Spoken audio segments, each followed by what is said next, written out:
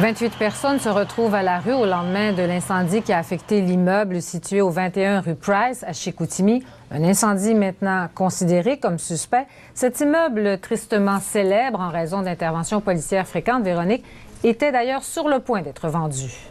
Oui, le 21 Price, Linda, est à vendre depuis 1 mois et demi et demain, le propriétaire devait signer donc avec un nouvel acheteur qui veut faire le grand ménage et transformer l'endroit en 12 logements.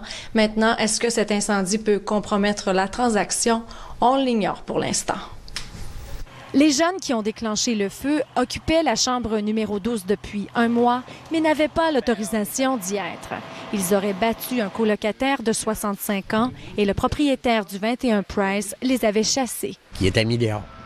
On les voulait plus dans le 21 parce qu'il vu qu'il y a des personnes âgées, ils ne s'accordaient pas avec les personnes âgées. L'incendie a-t-il été allumé intentionnellement? On s'est adjoint le bureau des enquêtes criminelles pour nous élucider un petit peu là, les tenants et aboutissants de cette cause-là.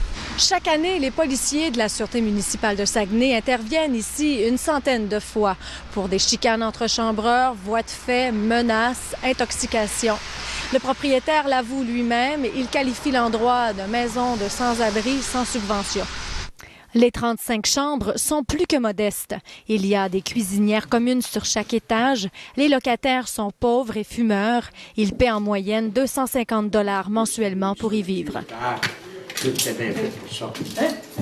Ça rentre ici couché ici. T'aurais pu mourir à 100 heures. Cet homme vit ici depuis 17 ans. Il a dormi dans sa chambre la nuit dernière malgré l'ordre d'évacuation. Je sais pas, moi, j'ai pas tout venir parce que j'étais rouillé probablement. Les 27 autres locataires sont pris en charge par la Croix-Rouge et sont hébergés temporairement au motel Le Parasol. Pour la plupart, quitter le 21 Price serait catastrophique. Si on peut, en tout cas, reprendre nos chambres d'ici une couple de semaines ou dans 1 mois, en tout cas, le principal, c'est qu'on soit logé ailleurs en attendant, qu'on soit pas mal pris, qu'on soit pas, tu sais, c'est ça. Sinon, où est-ce que vous pouvez vivre autrement? On ne sait pas encore. Mais le propriétaire, lui, veut vendre l'immeuble évalué à 427 000 $. Il a même trouvé un acheteur désireux de transformer l'endroit en 12 logements. Je sais pas, ils vont évaluer là, comment que le feu a fait de dommages, certainement pour un 100 000. La transaction sera-t-elle annulée? Quoi qu'il en soit, la maison des sans-abri, déjà pleine à craquer, serait incapable d'accueillir autant de personnes si jamais le grand ménage avait lieu. Véronique Dubé, Radio-Canada, Saguenay. La police de Saguenay a arrêté au cours des dernières heures 2 hommes de 18 ans relativement à l'incendie criminel de la rue Price. Ils ont été formellement accusés d'avoir allumé le feu. Olivier Tremblay, un chambreur de l'immeuble incendié, son complice Jean-Christophe Fortin ont donc comparu cet après-midi. Et pendant ce temps, les 28 locataires évacués tentent de se trouver un nouveau logis. Voici ce qu'a préparé Véronique Dubé. Le propriétaire du 21 Price pensait que les locataires pourraient réintégrer rapidement, mais finalement, les travaux de réparation sont plus longs que prévu. 24 personnes doivent donc se trouver un logis temporaire. Ça, c'est certainement pas de réponse avant 1 mois. 1 mois à vivre ailleurs, pour eux, c'est une éternité. Ce matin, les 24 locataires devaient quitter l'auberge Le Parasol. Ils ont donc pris leur dernier déjeuner offert par la Croix-Rouge. Dans les 24, j'en connais pas un que son chèque est clair quand il le reçoit. Ça fait qu'ils n'ont personne qui a un sou là-dedans. Je sais même pas comment ils font pour prendre une bière. La plupart sont toxicomanes, alcooliques et fumeurs et ils ne veulent pas s'en sortir. Frédéric Villeneuve ne s'en cache pas, il est bien ici et le 21 Price lui convient. Comme une petite famille, c'est le fun.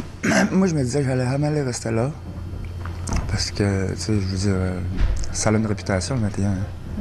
Et trouver un autre endroit est difficile, dit-il, étant donné ses mauvaises références. Quand on est le look comme j'ai, là, c'est pas facile d'aller chez un propriétaire. On est tout de suite catalogué. 3 intervenants sociaux du CLSC ont trouvé 2 maisons de chambre où les propriétaires sont ouverts à les accueillir. 3 places de dépannage sont aussi disponibles à la maison pour sans-abri, mais la plupart refusent d'y aller parce qu'il leur est interdit de consommer là-bas.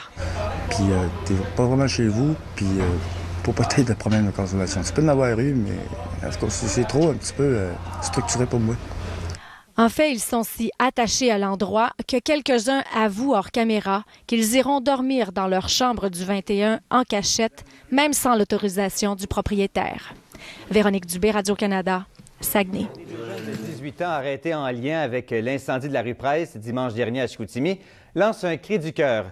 Olivier Tremblay est accusé d'avoir aidé Jean-Christophe Fortin à allumer cet incendie.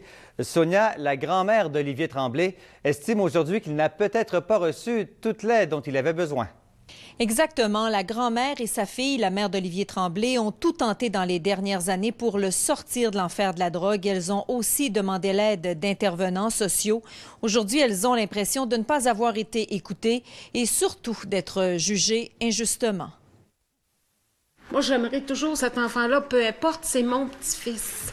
Olivier Tremblay ne s'en cachait pas. Il consommait de la drogue et fréquentait des jeunes peu recommandables au 21 rue Price à Chicoutimi. Depuis des années, sa mère et sa grand-mère tentaient de l'aider, mais elles avaient peu d'emprise sur lui. Il était suivi par des intervenants. Il avait fait 2 séjours à l'Institut Lachenay à Roberval. Quand il a recommencé à consommer, on a appelé les intervenants, on a dit, Gad, il a recommencé à consommer, là, qu'est-ce qu'on fait? Laissez-le faire. C'est normal qu'il touche encore à ça. Moi, il y a un problème de boisson avec ça. C'est normal, laissez-le faire. Je n'attendais pas qu'il fasse l'erreur fatale. Il a fait l'erreur fatale.